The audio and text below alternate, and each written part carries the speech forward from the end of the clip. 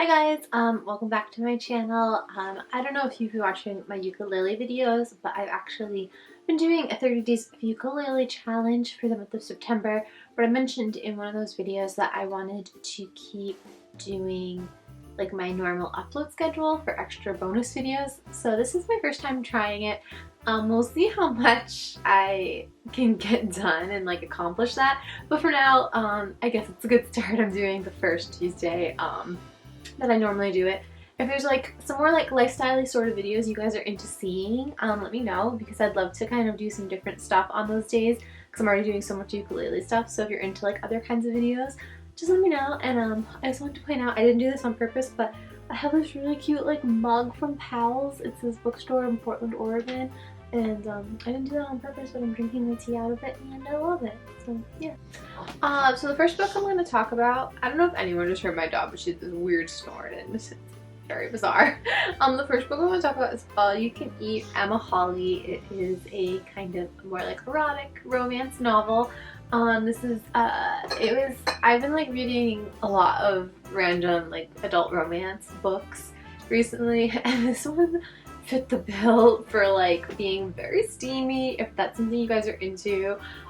Essentially like it like starts off with like a sex scene and then they just like keep coming, and the main character just like, I feel like what I noticed in a lot of like kind of smut sort of books is like it's like one couple and they just like, they're the only people who have sex, and like in this book she was just like having sex with everyone, which was it was kind of fun. Like I actually really liked it. I don't know if that's like everyone's style or not, but I enjoyed it. I think I gave it like only 3 out of 10 because like they had this like weird murder mystery element to it that I just was like, I love that she tried to give like a kind of real B storyline, but it was just really bad. It wasn't like that well done and it was really obvious, and I know that's like not the point of these books, but it just like kind of dragged on a lot and it took me weirdly a long time to read it because like sloughing through that storyline was just like ugh. I felt like there was like no point to it. The next book I read was Be a Great Stand-Up. I have been like interested in doing stand-up comedy for a while. This book was just kind of depressing to read it because like there's like no stand-up shows going on anywhere, so it was just kind of like they didn't really try a lot of this. I know there's like a lot of like online stand-up, but it's just like different, so I'm not sure if this is something I'm gonna like implement anytime soon, but it was just like interesting reading some of the exercises. There's a lot of like crossover with improv and stand-up, so I thought that was interesting. I think I gave it only 3 out of 10 just because I don't know, there's like, I don't know, it was just like fine. The next book I reread for like the millionth time is The Secret. I've talked about this book a million times on my channel. I gave it 5 out of 5. It always really inspires me to read it in the mornings. Yeah, I don't think I have to like go into detail about it for like the millionth time. The next book I read was called Tightrope, Amanda Quick. I really love this cover. I think it's just like so pretty. The story, it was about like an aerialist in a circus, and she almost gets murdered one night, and then like that like sets a series of events going, and she gets caught up in like another thing with like she like it's like hard to explain, which is like my biggest problem with this book is because there's just like a lot of weird stuff going on and none of it was like done super well. Basically this woman almost gets murdered in the beginning of the thing, and she ends up killing the guy by like getting him to go on this little like platform, and he ends up falling and dying instead of her. But there was someone in the audience, so she knows if there was someone else who the guy had as an accomplice. So then she like quits like the circus and she opens a bed and breakfast, and this bed and breakfast she buys has like some kind of mystery around it. It's like cursed or whatever. So there's this like whole thing circling around another murder, and then there's like this weird romance in it all, and then like her like attempted murder kind of like comes back up at the end, but it's just kind of dull, and a lot of the dialogue was pretty bad, and I don't know, it was just like very like I like the idea of like stories about a circus, but this was just very blah, and like it like I like read a lot of kind of like books that I thought would like be easy to get through, and they weren't, and it wasn't, and it took me a long time. I'm like 2 books behind on my reading goal for the year because of such bad choices.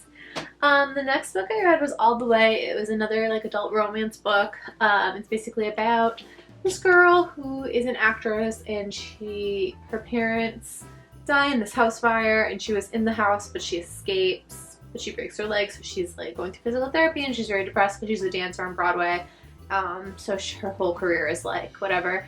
And her parents died, so she's sad about that, and she meets this neighbor who happens to be her parents' lawyer who deals with the will. And it's basically like their romance, and then she has this like crazy like drug addicted brother who like is like really toxic, and basically like the ending was very predictable, and the dialogue was so bad. Like some of these romance books, it's just like, I know like we're reading it for a certain reason, but the dialogue is so bad. Like it was just like they would say stuff and I was just like, oh, like I would like physically grimace at like the dialogue in this book.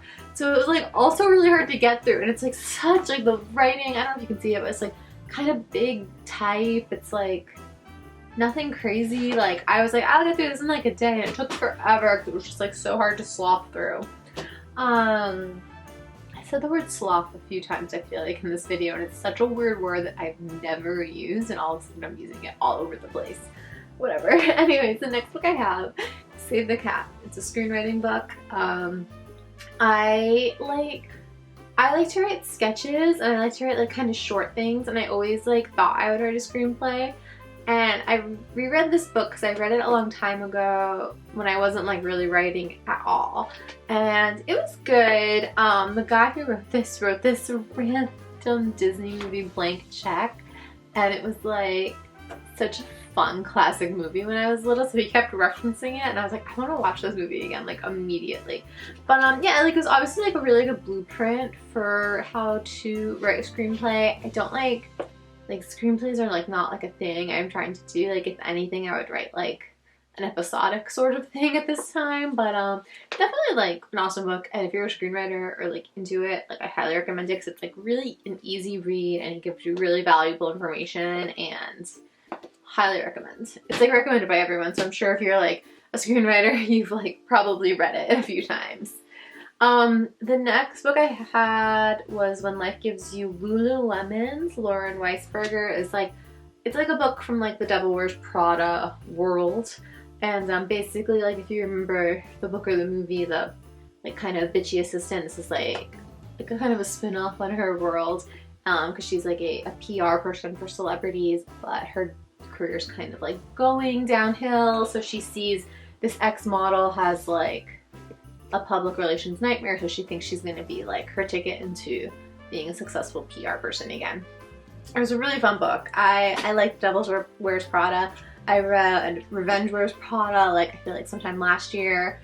I think Lauren Weisberger is just, it's like a light fun read. It's interesting. It's like fun to get through. It's not like, I don't feel like it's a chore to read these books. They're so fun, and I highly recommend it. I feel like you get 4 out of 5 stars. This is a really fun book, just really like light and fun, and I like highly recommend books like that, especially now. And the book I'm in the middle of, I'm almost done, I'm probably gonna try to finish it tonight, is Sounds Like Titanic, a memoir. It's basically this memoir of this girl who was playing violin in an orchestra, but they weren't really playing. It was like the composer had a CD and they would just basically play, but no one would hear them. They would be listening to like the CD. And it sounds really interesting. I also used to play violin. I tried playing it recently and I'm not super good anymore. But yeah, it was interesting sounding, but then she kind of would like, she bounces around from like childhood to like college to like when she first starts with the composer to like later on into working for the composer, and there just doesn't feel like there's a huge rhyme or reason for it, and I don't know if I love it. And she like talks a lot about her like she wanted to like live in the Middle East and be a journalist there, and so she like talks about that a lot, and then I feel like she like loosely tries to connect it to her like fake violin playing, but like it doesn't like quite connect, and I also like just don't quite care about either thing at this point because I feel like she's just like spreading it all really thin for such a short book. Like this book's really short, and I feel like she could like spend the entire book talking about her time playing fake violin. or talk about her need to live in the Middle East and be a journalist there, but like it's just kind of like spread thin. I don't really care about either storyline at this point, and I guess that's just like where I'm at the moment. Maybe it'll all come together in the last like 40 or 50 pages, but it's been very blah for me. So I have like a weird, like I had like some really fun books, and then I had like a lot of very blah books, but it's good because I'm actually moving this month, so I feel like I have some books I can already like start donating because I'm just like super not interested in reading them anymore. And that's that. So let me know in the comments what you guys have read this past month. Give me some reading recommendations for September, because I just feel like I could like use some guidance because I feel like I've been picking a lot of the duds recently. So that's it. Also let me know any other type of videos you'd like to see. I like talking about books, but I know not everyone is like a big reader, so I would love to like do other sorts of videos you would be interested in. And that's it. Make sure you subscribe below, hit the notification bell, and if you haven't already, check out my 30 Days of Ukulele Challenge. And if you're a ukulele player or any instrument, because you don't have to just do ukulele, you could do like just singing or guitar or whatever instrument, and it's like super fun. I'm really excited for it, so make sure you check that out too. Alright, bye guys.